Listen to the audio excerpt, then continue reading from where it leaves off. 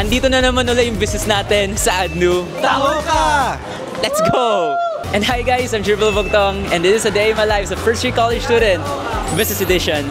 Tara! By the way, this is our business pala, Tahuka. Hindi lang pala siya yung simpleng inumin dahil it's a mix ng taho and a milk tea. Since may school na, hindi na namin makakayanan pa na mag full-time dito. Kaya naisipan na namin na mag-hire na kami ng mga full-time staffs. Keith, kamusta trabaho? So far, okay naman. Yeah! Andito yung mga ano eh. Dito yung mga tropa natin from UNC. Pag wala yung mga tropa, anong trabaho to? Kakapagod. Hi Kane, so kamusta yung trabaho? So far, okay naman. Shoutout sa girlfriend ko.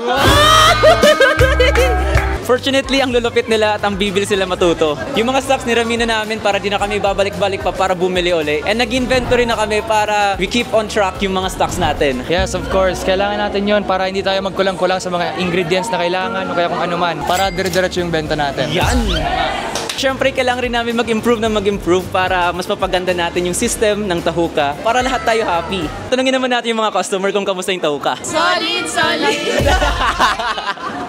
Parang scripted yun ah. Good. As always the best. Ang sarap. Kasi dati nakita ko na talaga to doon sa ano. Hindi ko na pinalampas yung chance na para makabili ng ganito. Nasarapan ako. Baka bukas bumili ulit ako. Kamusta yung Tahuka? Ang sarap! So if you wanna buy pala, we're here sa Saver Hall. Dito lang kami, ang lapit lang. Pagkapasok nyo, andito agad kami. And if you guys have feedbacks, just message me or message us para malaman agad namin and ma-improve namin yung mga kailangan namin i-improve. Let's go! Ganyan ang Tahuka. Solid! Solid! Ah, hindi pala solid. Liquid pala siya kasi iniinom eh. Corny.